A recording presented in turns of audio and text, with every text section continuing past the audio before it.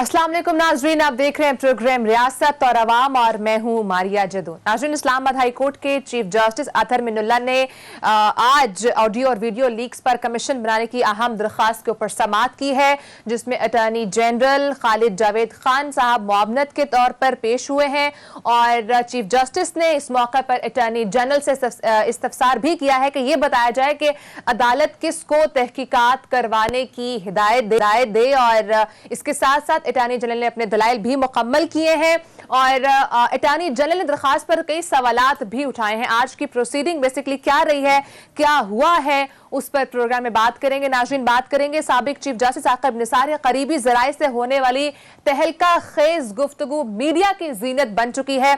इस गुफ्तगू के चंद पॉइंट्स आपके साथ प्रोग्राम में आज हम शेयर करेंगे और प्रोग्राम के दूसरे हिस्से में नाज़रीन बात करेंगे साबिक जज राना शमीम की मुश्किलात में दिन ब दिन इजाफा होता जा रहा है। उनका बयान हल्फी जो वो कह रहे थे कि एक बंद सील लिफाफे में लंदन में मौजूद है, लेकिन वो उस लॉकर में नहीं बल्कि कहीं और मौजूद है। वो कहां पर मौजूद है आपको बताएंगे और इस हवाले से हुकूमत ने भी अहम इकदाम उठाए हैं, वो क्या है आपके साथ प्रोग्राम में शेयर करेंगे। लास्टली नाज़रीन बात करेंगे भारतीय फौज के chief of defence staff Bipin Rawat और उनकी अहलिया हेलीकॉप्टर हादसे में हलाक हुए हैं और इसके साथ साथ बहुत सारी बातें इस वक्त सामने आ रही हैं जराए के मुताबिक कि ये मामला कुछ और है, ये हादसा नहीं है बल्कि ये एक साजिश करार दिया जा रहा है। इस हवाले से भी स्टोरी आपके साथ शेयर करेंगे। भारत में आज फजा सोगवार रही है और इसके साथ साथ पाकिस्तान के chairman joint chief of staff committee Nadeem Raza साहब और army chief general Qamar Javed Bajwa ने भी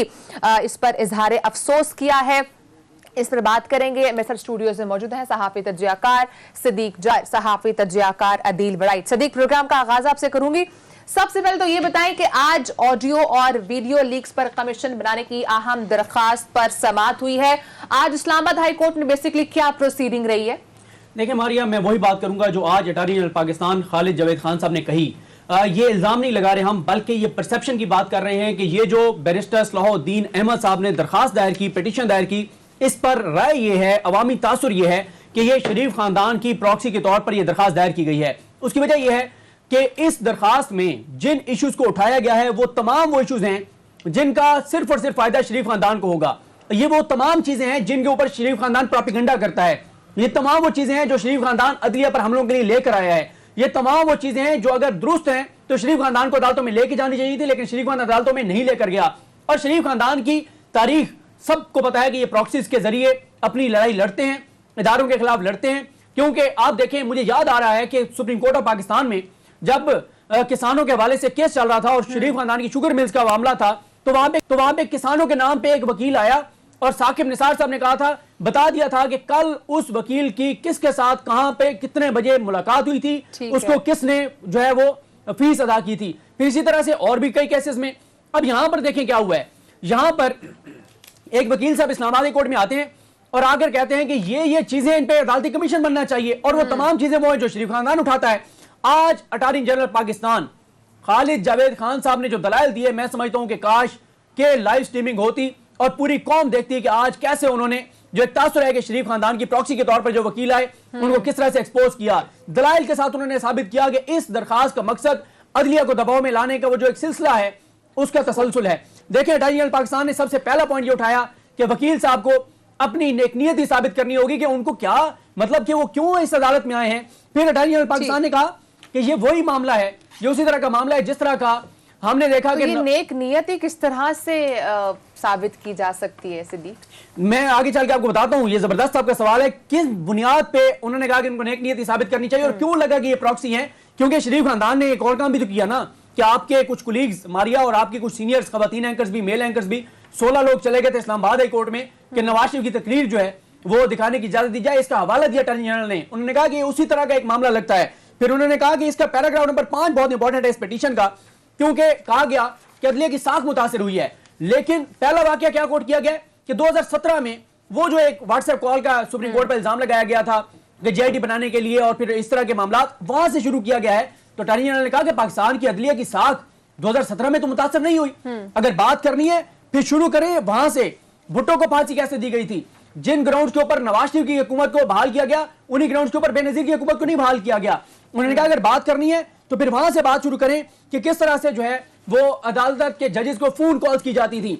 बात करनी है तो फिर बताएं कि कौन ब्रीफ केस लेकर जाता था, जजेस को खरीदता था।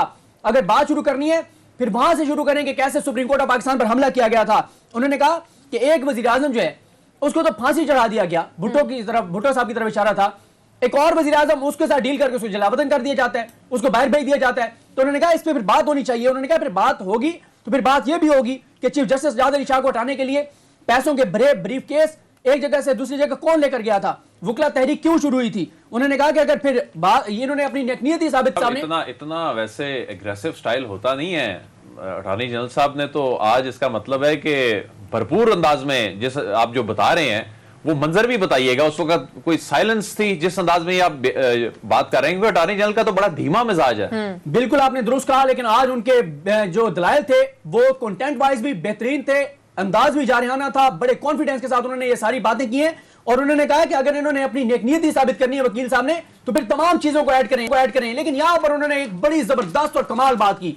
उन्होंने कहा कि बहुत से किरदार जो अदलिया की साख मुतासिर करने वाले थे, जो अदलिया के साख मुतासिर करने में मुलविस थे, बहुत से किरदार अब इस दुनिया में नहीं रहे, लेकिन कई किरदार अभी मौजूद हैं। उन्होंने कहा अगर अदलिया की साख के ऊपर बात करनी है फिर आए शुरू करते हैं वहां से जिसका सबसे बड़ा किरदार आज भी जिंदा है, और वो है मियां मोहम्मद नवाज शरीफ। उन्होंने कहा उनसे शुरू करें, एक कमीशन बनाएं, सबसे पहले उनको बुलाएं, पूछे उनसे कि कैसे वो हुकूमतें गिराने में मुलविस रहे, पूछो उनसे कैसे वो अदालत पर हमला करने में मुलविस रहे, कैसे वो जजेस को खरीदने में मुलविस रहे। लेकिन मेरे ख्याल से इस चीज लोग एक्सेप्टेंस भी करते हैं कि जो पहले होता रहा माजी में वो गलतियां थी, अब हम उनको सुधारना चाह रहे हैं। देखें मारिया, वो जो जब उन्होंने कहा था ना चार्टर ऑफ डेमोक्रेसी में, उसके बाद भी कोर्ट पहनकर चले गए थे, तो इसलिए उन्होंने, देखें बात हो रही है ना कि वकील साहब कहते हैं कि बड़ा जी अदलिया की साख के मामलात हैं, तो वकील साहब को तो ऐड करने चाहिए थे ना वो तमाम चीजें। फिर उसके बाद उन्होंने अटॉर्नी जनरल ने कहा कि ये नहीं हो सकता कि मखसूस वाकयात को लेकर आप कहें कि जी अदलिया के ऊपर जो है अदलिया की साख मुतासर हो गई है और ये सारी चीजें हैं। और उन्होंने कहा कि क्या इस्लामाबाद हाई कोर्ट वो फोरम है जो भुट्टो की फांसी का मामला हो या बेनजीर की हुकूमतें गिराने का मामला हो उनको विंडिकेट करेंगे। अटॉर्नी जनरल पाकिस्तान ने कहा कि कुछ लोगों को तो जलावतन कर दिया जाता है और एक वज़ीर आज़म को जो है वो कब्र में भेज दिया जाता है। फिर उसके बाद अटॉर्नी जनरल पाकिस्तान ने कहा, उन्होंने कहा कि ये अगर वकील साहब जो पिटिशनर हैं, अगर इनका हाफजा अगर कमजोर है, मैं पिटिशन अमेंड कर देता हूं, मैं ऐड कर देता हूं, मुझे सारे वाकयात याद हैं कि पाकिस्तान की अदलिया के साथ क्या क्या किया गया। आज अटॉर्नी जनरल पाकिस्तान ने बहुत इंपॉर्टेंट बात की है। उन्होंने कहा कि ये सब कुछ जो किया जा रहा है, जो सुप्रीम कोर्ट पर हमले किए जा रहे हैं, जो हाई कोर्ट पर हमले किए जा रहे हैं, जो अदलिया की ईंट से ईंट बजाई जा रही है, इस सब का सिर्फ एक ही वजह है, एक ही मसला है, और वो है इस्लामाबाद हाई कोर्ट में मौजूद एक अपील। वो अपील आपको भी पता है मरियम नवाज साहिबा की है। उसी अपील के लिए, उसी अदालत पर असरअंदाज होने के लिए पहले अरशद मलिक साहब की ऑडियोज और वीडियोज आ जाती हैं। फिर उसके बाद क्या होता है कि साकिब निसार साहब का बयान एलपी आ जाता है के मुतालिक, राना शमीम का बयान एलपी आ जाता है। लेकिन वो तो उन्होंने एक्सेप्ट भी किया ना उनके बेटे ने कि वो तो उन्होंने वीजा एक्सटेंशन के लिए किया था, यहाँ का उससे कोई मामला नहीं था। देखें लेकिन केस तो चल रहा है ना, यानी बयान एलपी तो उन्होंने दिया ना, जो छाप भी दिया गया, अदालत को बदनाम कर दिया गया, तमाम जजेस के ऊपर इल्जामात लगा दिए गए। फिर उसके बाद अहमद नूरानी की वो ऑडियो वाला मामला आ गया। तो ये तमाम चीजें अटॉर्नी जनरल कहते हैं कि सिर्फ एक ही वजह से आ रही हैं, और वो है यहाँ पर मौजूद केस। फिर उसके बाद अटॉर्नी जनरल ने यह कहा अदालत को, क्योंकि chief justice Islamabad high court Athar Minallah साहब ने कहा है कि एक लम्हे के लिए अगर दरखास्त के काबिल समाअत होने से हम आगे भी बढ़ जाएं तो बताएं कि हम क्या कर सकते हैं, इसमें हम किस तरह आगे लेके चलेंगे इस मामले को।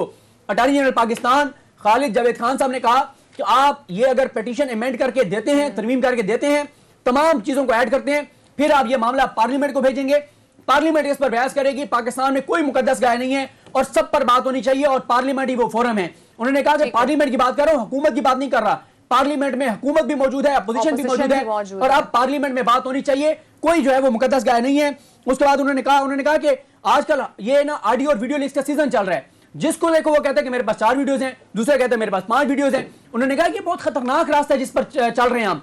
उन्होंने कहा कि अदालत के ऊपर हमले किए जा रहे हैं, लेकिन जब कोई अगवा होता है, जब कोई गिरफ्तार होता है, जब किसी के साथ मसला होता है, ज्यादती होता है, इसी अदालतों से आके वो रिलीफ भी लेते हैं जिस अदालत पर इस वक्त हमले किए जा रहे हैं, जिसकी ईंट से ईंट बजाई जा रही है। तो उन्होंने कहा कि अगर इस मामले को आप आगे लेकर चलेगी अदालत तो यह खतरनाक रास्ता होगा।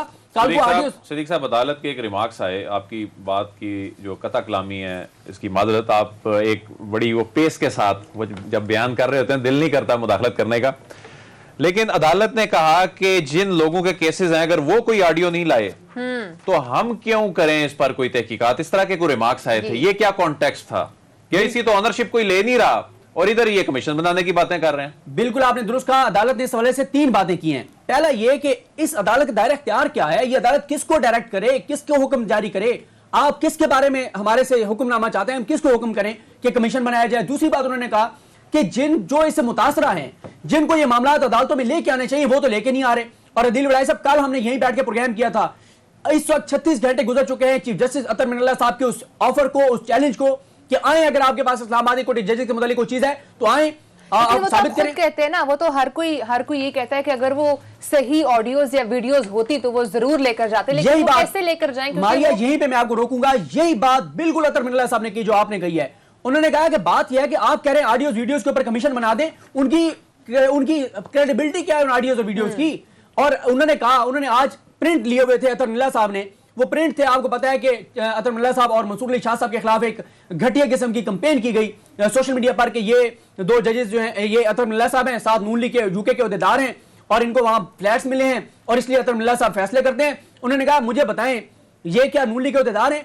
सोशल मीडिया पे उनको नून लीग का अहदेदार बना दिया गया मंसूर अली शाह साहब को, और मेरे बारे में कहा जाता है कि मेरे लंदन में फ्लैट्स हैं, मैनचेस्टर में फ्लैट्स हैं। उन्होंने कहा क्या मेरे फ्लैट्स आ गए हैं? और उन्होंने कहा कि अगर इन चीजों पे हम तहकीकात शुरू कर दें फिर तो हर जज के खिलाफ तहकीकात शुरू हो जाएंगी। कल को किसी भी केस में कोई एक ऑडियो जारी कर देगा झूठी और जाली, कोई फेक वीडियो जारी कर देगा। इसका भी हमने सभी प्रोग्राम में डिस्कस किया हुआ कि क्या क्राइटेरिया बेसिकली होना चाहिए ऑडियोज या वीडियोस की बिल्कुल एक्सेप्टेंस का। और यही अतर मिनल्ला साहब ने कहा कि भाई देखें, जो राना शमीम वाला मामला है वो मुख्तलिफ है। वहां पे राना शमीम ऑन कर रहा है कि मेरा बयान हेल्फी है, वहां पे अखबार ऑन कर रहा है कि हम छापा है। यहाँ ये क्या है कि कोई ऑडियो जारी करे और हम तहकीकात शुरू कर दें। ये तो कल को हर जज के खिलाफ आप कहेंगे कि तहकीकात शुरू कर दें। तो आज की ये समाअत बहुत इंपॉर्टेंट थी। अटॉर्नी जनरल पाकिस्तान ने खुलकर कहा है, सरेआम कहा है, भरी अदालत में कहा है और कैटेगोरिकल कहा है।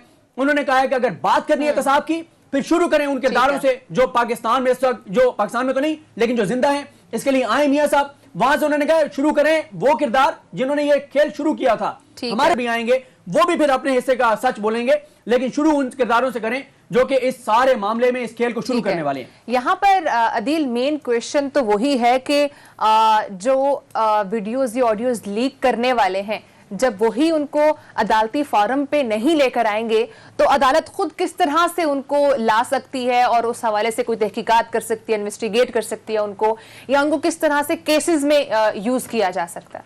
देखें, ये वीडियो इतनी पिट गई है, इसकी ऑनरशिप तो उस वक्त कोई नहीं ले रहा था जब ये आई थी, वैसे इस पे सियासत की जा रही थी।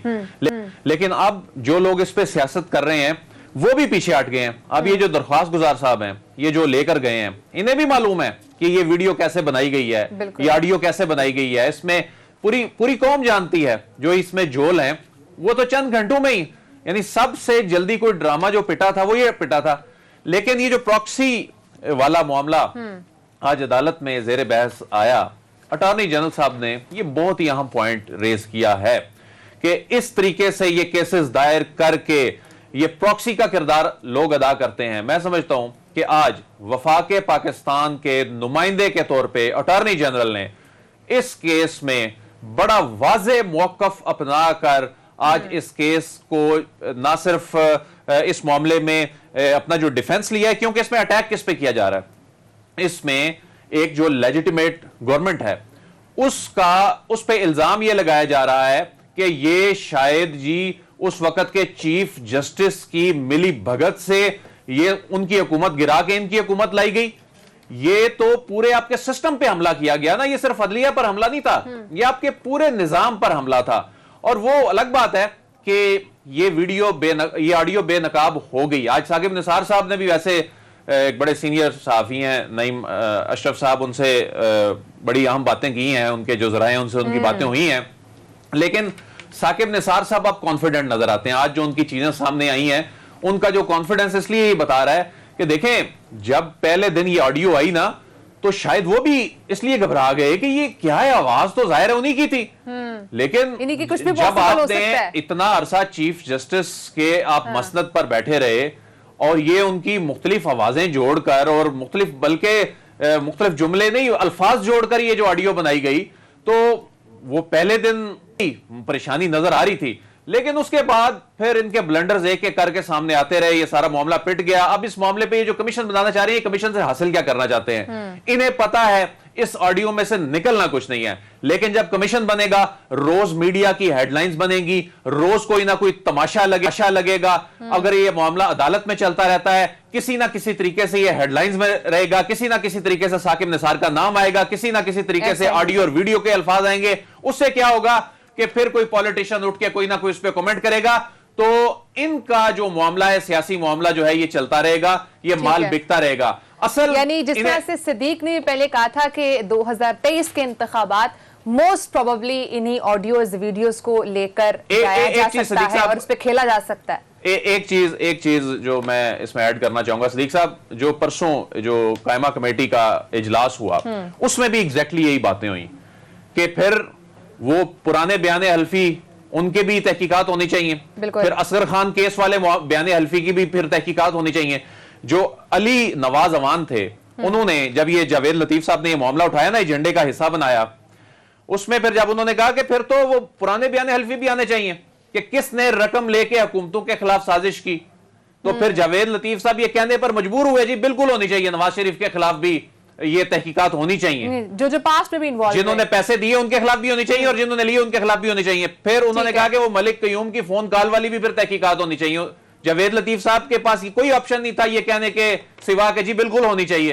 फिर उन्होंने कहा मरियम की भी जो फोन जो ऑडियो लीक्स हुई हैं, इनकी भी तहकीकात होनी चाहिए, ये तो कमेटी मीडिया से रिलेटेड है। उन्होंने कहा जी बिल्कुल होनी चाहिए। तो कहने का मतलब है कि जब आपका अपना माजी इस तरह का हो और उसके बाद आप फिर इस तरह के जमहूरियत के और अदलिया की आजादी के भाषण दे रहे हैं और वो इस तरह की ऑडियोज पर, तो ये इतना आसान काम नहीं है। यही वजह है कि कोई ऑनरशिप नहीं ले रहा और अदालत को ये कहना पड़ा है। और अगर तहकीकात करनी है तो फिर जो पास्ट में आ चुकी है उनकी भी होनी चाहिए, जो भी प्रेजेंट में उनकी भी होनी चाहिए।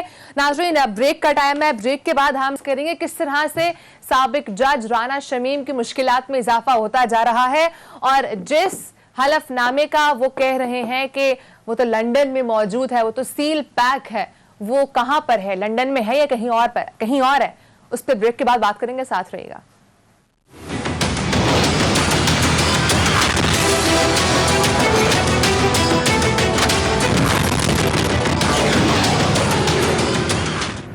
वेलकम बैक नाज़रीन, साबिक जज राना शमीम की मुश्किलात में इजाफा होता जा रहा है और कुछ अहम मालूमात इस हवाले से ये आ रही हैं कि लॉकर में, जिस लॉकर की वो लंदन में बात कर रहे हैं कि उनका बयान हल्फी वहां पर मौजूद है, इस हवाले से कुछ अहम इंकशाफात हुए और हुकूमत भी इस हवाले से कुछ अहम इकदामात कर रही है।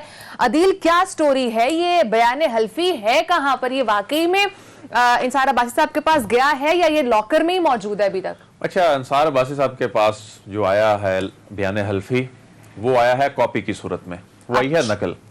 अदालत कह रही है ओरिजिनल लेकर आए।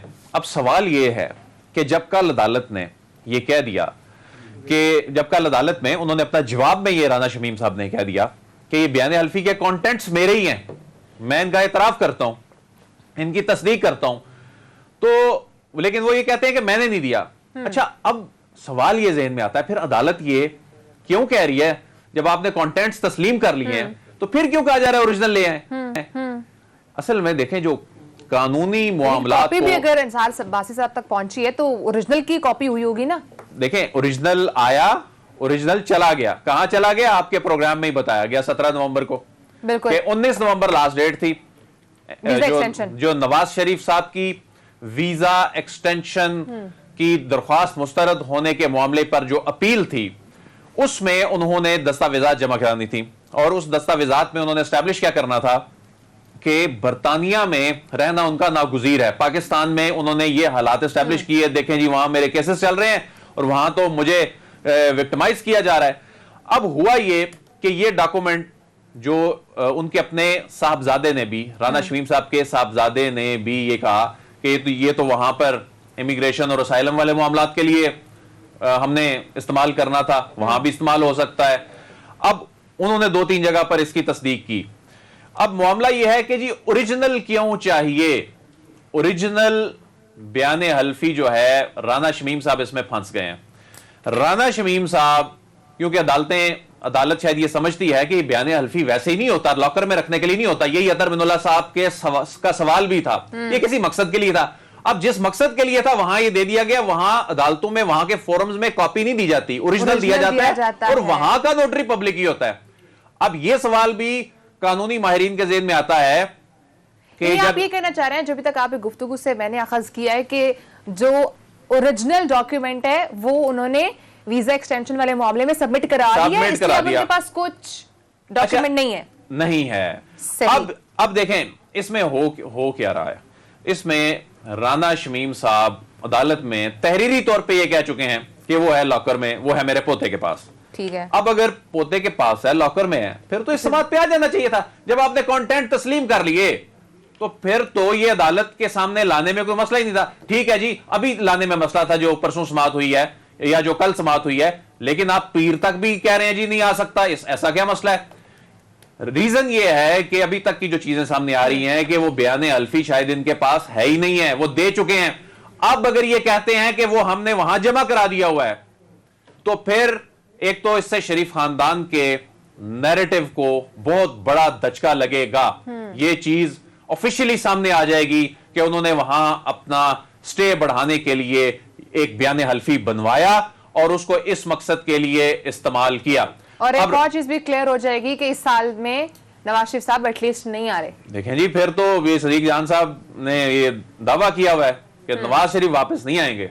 वो तो कह रहे हैं आएंगे ही नहीं वापस, वो तो उन्होंने उधर रहने का फैसला कर लिया है। बहरहाल राना शमीम साहब जो हैं, अब उनके लिए परेशानी ये है कि वो अब खुद जाकर या तो कोई नया बयान हल्फी जो बन नहीं सकता बैक डेट में, उसी नोटरी पब्लिक से ही बनवाना है, और बैक डेट में बनवाना पड़ेगा। या तो ये बयान हल्फी नहीं आता तो अदालत का चार्ज फ्रेम होगा, तो इन्हें अदालत की कार्रवाई का सामना करना पड़ेगा, या तो खामोशी से ये कुर्बानी वो दे दें।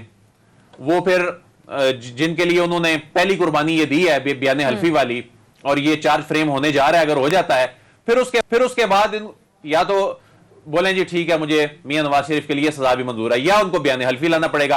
अदालत में वो ये लिख कर दे चुके हैं कि ये इन्होंने हुआ कि तहरीरी बयान में भी, तहरीरी जवाब में भी ये लिख कर दे दिया कि ये बयान हल्फी जो है ये बरतानिया के लॉकर में है।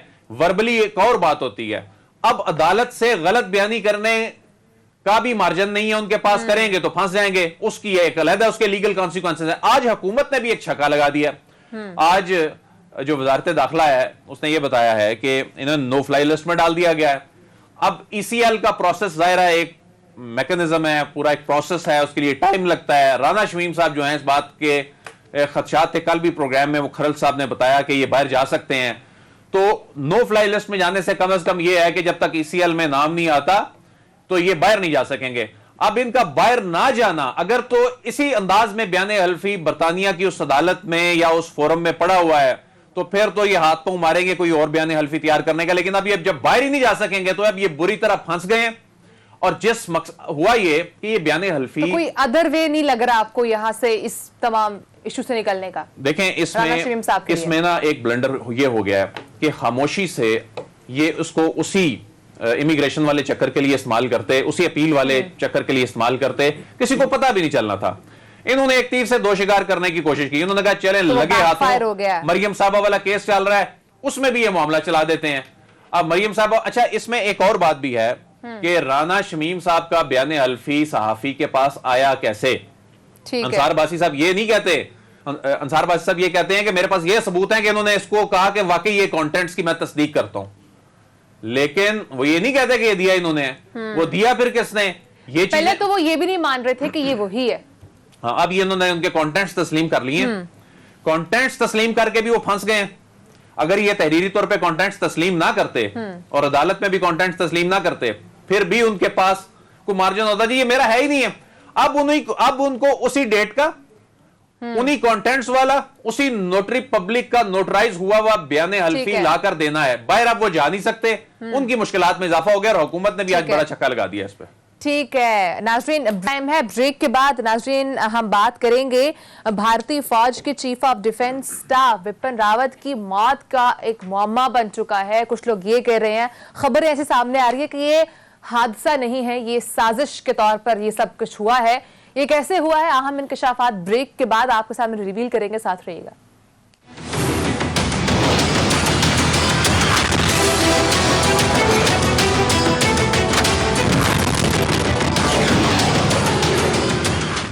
वेलकम बैक नाजरीन। आज भारत से एक अफसोसनाक खबर सामने आई है। भारतीय फौज के chief of defence staff Vipin Rawat और उनकी अहलिया हेलीकॉप्टर में सवार थे, जो कि हादसे का शिकार हुआ है। भारतीय रियासत तमिलनाडु में हादसा लैंडिंग से तकरीबन 10 मिनट पहले पेश आया है। हमारे साथ स्टूडियोज में हमें ज्वाइन किया है सीनियर जर्नलिस्ट ईसा नकवी साहब ने। ईसा, बहुत शुक्रिया, आपने प्रोग्राम को टाइम दिया। सबसे पहले तो मैं चाहूंगी आप ये एक्सप्लेन कीजिएगा, हमारे नाजरीन को बताइएगा कि वाकया हुआ कैसे, किस तरह से हुआ। और बेसिकली खबरें भी कुछ इस तरह के सामने आ रही हैं कि ये हादसा नहीं था, ये पूरा प्लान था, ये कुछ साजिशें हुई हैं। तो ये भी जरा ऐसे भी कुछ क्लैरिटी दीजिएगा कि क्या अंदर इंटरनल कुछ मामलात खराब थे, कैसे कोई स्टोरी अंदर चल रही थी? देखिए, हमारे इस हवाले से अभी क्योंकि इनिशियल स्टेज है और आज सुबह ये हादसा पेश आया और इसको भी हादसा भी कहना कि इसको इसका डिटरमिन नहीं किया गया कि ये एक्सीडेंट था, वाकई एक एयर एक्सीडेंट था या इसमें एग्जैक्टली अभी जो नोन फैक्ट्स हैं हमारे सामने, कुल 13 लोग इस हेलीकॉप्टर में MI-17 V5 हेलीकॉप्टर था जो कि इंडिया की एयरफोर्स की तरफ से फराहम किया गया था। इसमें 13 लोग सवार थे, 4 इसमें क्रू मेंबर्स थे, 9 पैसेंजर्स थे। उन 9 पैसेंजर्स में इंडिया के chief of defence staff general Bipin Rawat, उनकी अहलिया और दीगर अफराद शरीक थे। ये जहाज़ जो है वो लैंडिंग से 10 मिनट पहले आपने बताया वो गिरकर तबाह हुआ और उसके बाद इनिशियली इतलात ये आई कि कुछ लोग हैं 3 से 4 जिनको इंतहाई तशवीशनाक हालत में मुंतकिल किया गया, लेकिन अब हमारे पास ये तस्दीक आ चुकी है कि 13 में से 12 अफराद इसमें हलाक हो चुके हैं, जिनमें जनरल बिपिन रावत और उनकी अहलिया भी शामिल हैं। और जो इस सारे मामले में जो एक शख्स जिनका बताया जा रहा है कि वो बच गए हैं, वो ग्रुप कैप्टन वरुण सिंह हैं। वो डायरेक्टिंग स्टाफ थे जो डिफेंस सर्विसेज स्टाफ कॉलेज है जहां पर बेसिकली जा रहे थे जनरल बिपिन रावत एक लेक्चर देने के लिए वहां पर स्टाफ कॉलेज में। ये तो हुआ वो इंसिडेंट, लेकिन जो आपने सवाल किया कि मसाइल थे, मसाइल कोई कम नहीं थे, बहुत ज़्यादा थे। ये कहानी जो है वो बहुत पुरानी है और ये शुरू हो जाती है जिस वक्त पाकिस्तान और इंडिया के दरमियान कारगिल कॉन्फ्लिक्ट हुई। उसके बाद एक कारगिल रिव्यू कमेटी बनाई गई इंडिया में जिसने रिकमेंडेशंस दी अपनी दीगर रिकमेंडेशंस के साथ कि इंडिया में एक चीफ ऑफ डिफेंस स्टाफ का ओहदा क्रिएट होना चाहिए। पहले CDS का ओहदा नहीं होता था। इस हवाले से बहुत ज़्यादा ले दे चल रही थी मुख्तलिफ फोर्सेस के दरमियान और ख़ास तौर पर जो इंडियन एयरफोर्स है वो CDS का ओहदा क्रिएट करने के खिलाफ थी।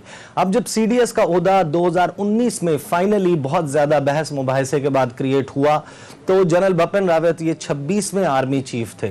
1968 में इन्होंने कमीशन किया, गोरखा रेजिमेंट से इनका ताल्लुक था, 63 साल इनकी उम्र थी, बड़ा अरसा इन्होंने सर्व किया, बहुत अवार्ड्स लिए। जो 26वें आर्मी चीफ हैं जनरल बिपिन रावत, इनको 30 दिसंबर 2019 को अनाउंस किया गया कि ये इंडिया के पहले चीफ ऑफ डिफेंस स्टाफ होंगे और इनके जो जूनियर जिनको आर्मी चीफ बनाना था जनरल मनोज मुकुंद नरवाने, उन्होंने ज्वाइन कर लिया एज 27th आर्मी चीफ। अच्छा, मामला जो है वो जाहिर है कि CDS के आने के फौरन बाद ऑलरेडी पाकिस्तान के साथ तो टेंशन्स चलती रहती थी, लेकिन जैसे ही ये CDS बने उसके बाद हमने देखा कि 2020 वो साल था जब चीन और इंडिया की टेंशन्स बड़े अरसे के बाद उस उरूज पर पहुंची और इनकी जो थिंकिंग है चाइना के हवाले से उस पर भी बहुत सारे लोग सवाल उठाते हैं, वो मैं बाद में आपको बताता हूँ।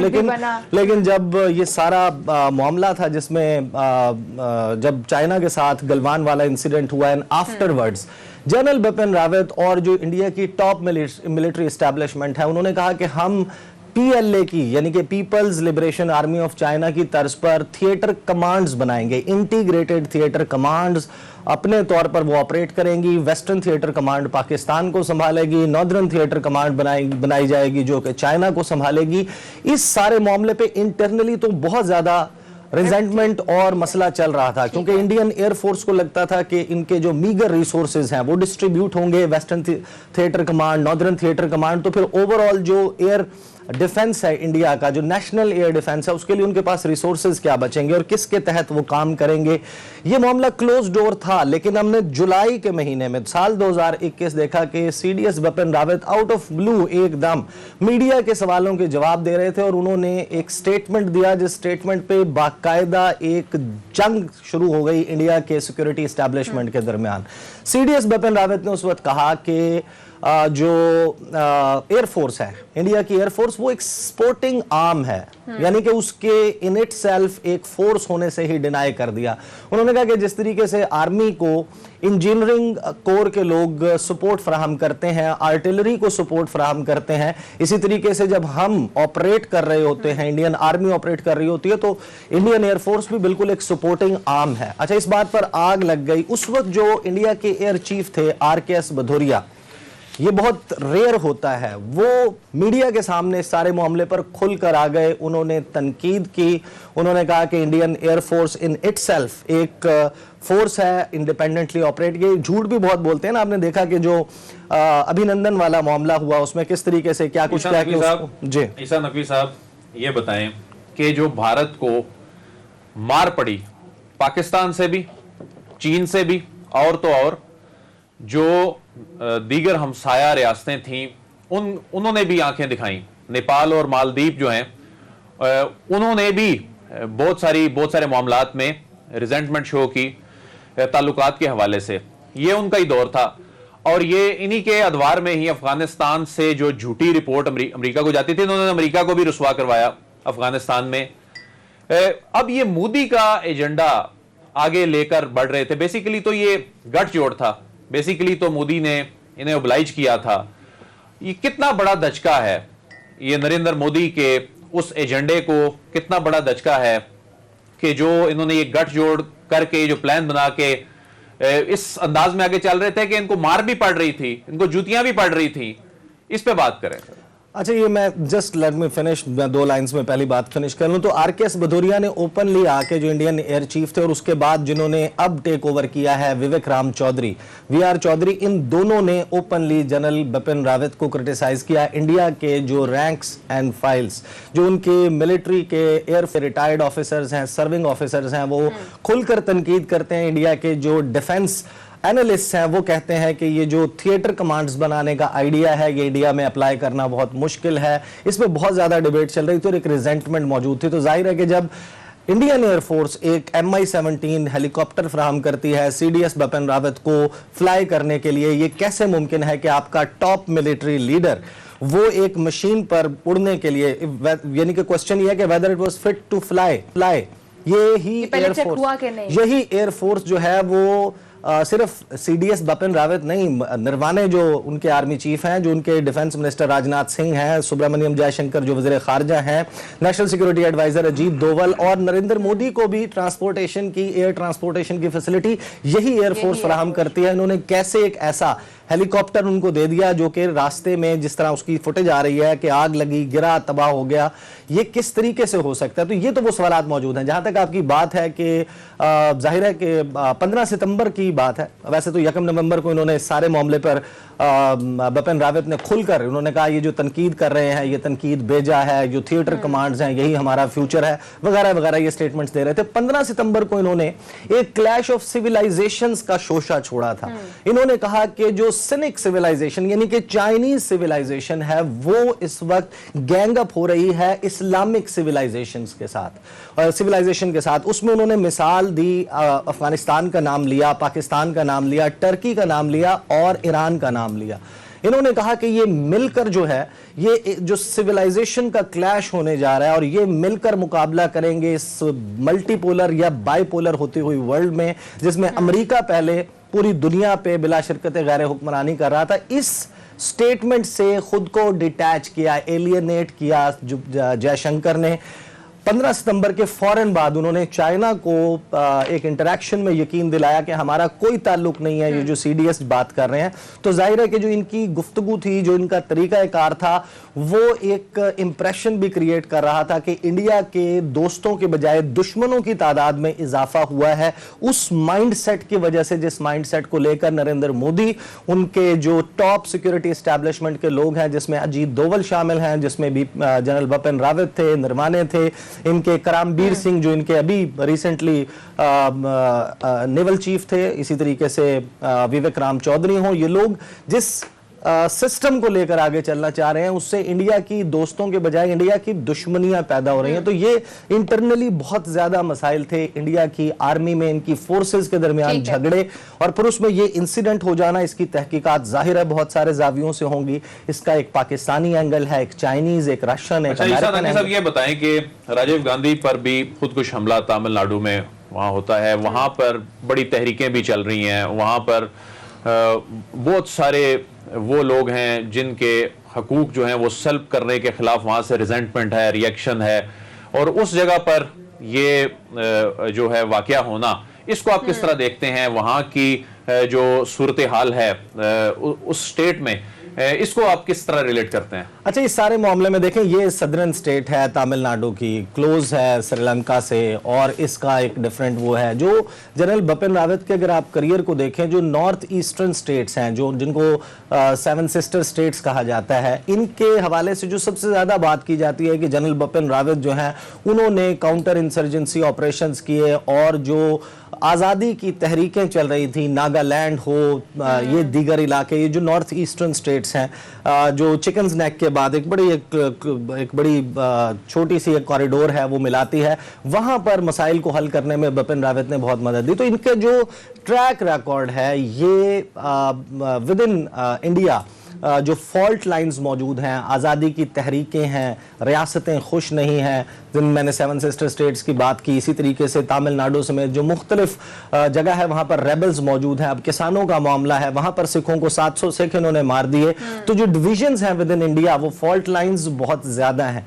लेकिन ये सारा जो मामला है, जाहिर है कि जनरल बिपिन रावत, उनका ये इंसिडेंट होना, इस पर तहकीकात के लिए उन्होंने कमेटी बना दी, ऑर्डर कर दी, वो किन लाइन्स पर करेगी। लेकिन जनरल बिपिन रावत पे एक और बहुत बड़ा इल्जाम था। अच्छा। वो इल्जाम ये था जो कि इंडिया के डिफेंस एनालिस्ट मुसलसल लगा रहे थे, और वो सिर्फ जनरल बिपिन रावत पर नहीं, वो इल्जाम मोदी पर भी है, वो इल्जाम अजीत डोवल पर भी है, वो इल्जाम इनके पूरे जो सिक्योरिटी एस्टेब्लिशमेंट है उस पर है कि इन्होंने अपनी फौज को बजाय इसके कि एक फुल फ्लेजेड आर्मी, जो कि एक ट्रेंड आर्मी जैसे कि पाकिस्तान की आर्मी है या पीपल्स लिबरेशन आर्मी है, उसके मुकाबले के लिए तैयार करते, इन्होंने इसको एंटी टेररिज्म फोर्स बना दिया था। अच्छा नकवी साहब, सिर्फ एंटी टेररिज्म फोर्स ही नहीं, इन्होंने अपनी आर्मी को ना सिर्फ पोलिटिसाइज कर दिया, यानी सीडीएस अपनी ही फोर्सेस की तजहीक कर रहा है, बिल्कुल ऐसे ही, और वो एयरफोर्स जैसे विंग की तजहीक कर रहा है, और उसे फोर्सेस तो मान ही नहीं रहा बल्कि विंग ही कह रहा है। तो ये मोदी की फौज बन गई, ये भारत की तो फौज रही नहीं थी।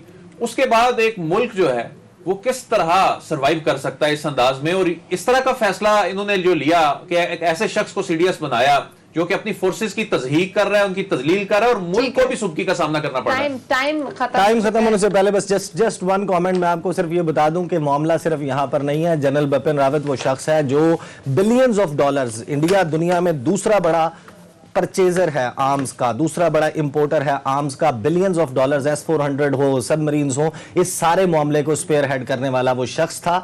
जाहिर है कि ओवरऑल अगर हम ये देखें तो उन्होंने कंट्रीब्यूट किया या नहीं किया किस हवाले से टुवर्ड्स देयर आर्मी? वो तो जाहिर है मैं बता चुका हूं कि किस किस्म के मसाइल आए, उनके तनकीद क्या होती थी। टाइम खत्म हो चुका है नाज़रीन, मुलाकात होगी, अपना बहुत सारा ख्याल रखिएगा। अल्लाह हाफ़िज़।